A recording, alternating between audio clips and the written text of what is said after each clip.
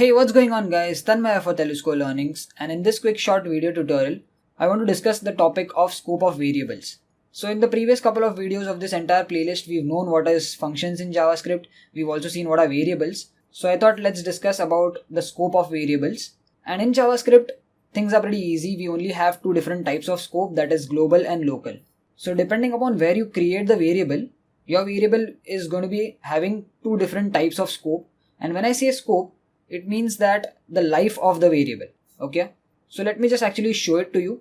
So let's say you create a variable a over here, you assign the value of 5, and now you want to print it.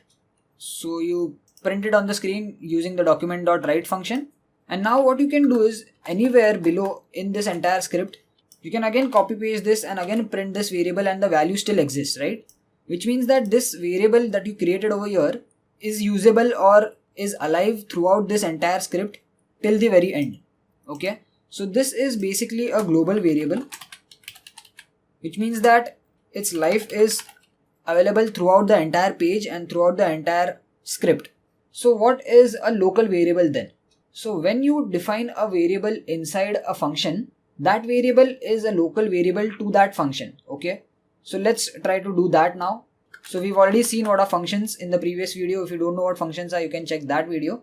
So I'm just going to create a function saying function my function, opening and closing round brackets, and the body of the function.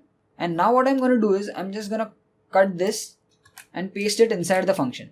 And now you can see the output. We are not getting any kind of output because this a is now inside this function. So now it is not a global variable, it is a local variable, which means that it exists only inside this function.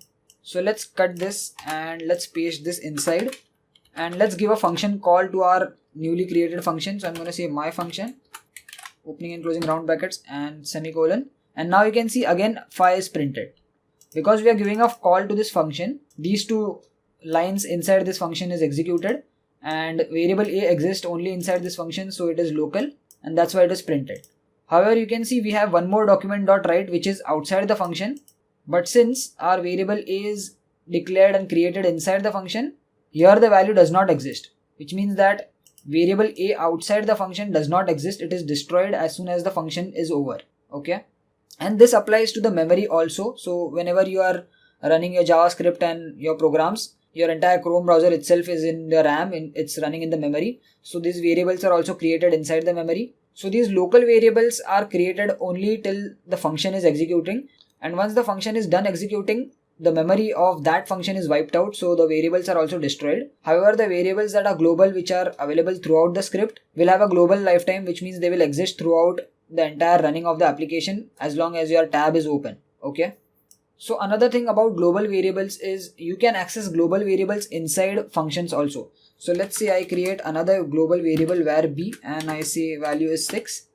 I can access this inside our own function also. So if I say print b over here, you can see my function can access this b variable which is created outside the function, and you can see the value is printed as 6, which means that global variables can be accessed inside functions. However, local variables which are inside the function cannot be accessed outside, because here you can see we are doing that. We are trying to print the local variable a, but the value is not being printed.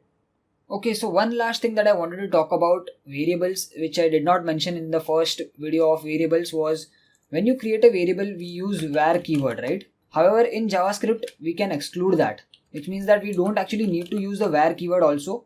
And you can directly say var1 is equal to and assign the value. And this is still a variable, okay? So you don't have to explicitly type in var. But what happens is when you do this, this becomes a global variable by default.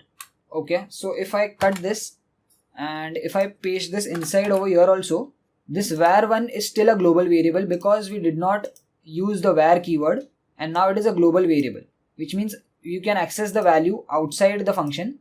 But there is a slight issue, and that issue is our new browsers operate under a strict mode wherein they restrict the use of such kind of global variables. Okay, so global variables which are created inside a function without using var keyword are not directly accessible, even though they are global.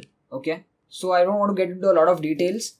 I just wanted to talk about that you can create variables without the var keyword, and still you won't get an error. And then there is a slight difference between creating global variables inside the function and outside the function.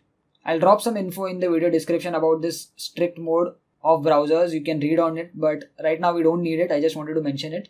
So yeah, this was a little bit about scope of variables in JavaScript. Now that we've seen the functions and variables, the scope of variables should be very clear by now. If you like this video, please give it a thumbs up. Do share it with your friends. Let me know in the comments how this video was. And I'll see you guys in the next video. Peace.